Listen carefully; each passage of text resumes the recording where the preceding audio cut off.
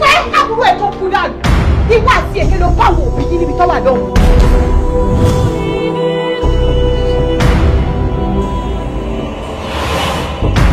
Jẹ́ ló fún mi ní ultimatum láti execute iṣẹ́. I am sorry to disappoint you. There is no going back.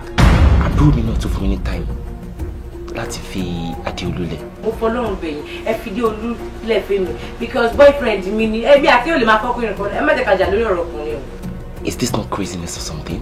Craziness ńlá. Paul ló máa sọ fún mi pé bọ̀bọ́ yẹn fall in love pẹ̀lú ẹ and the next you could say is you are in love with him too.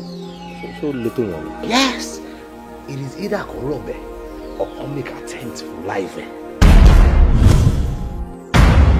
Very desperate and they are bad people.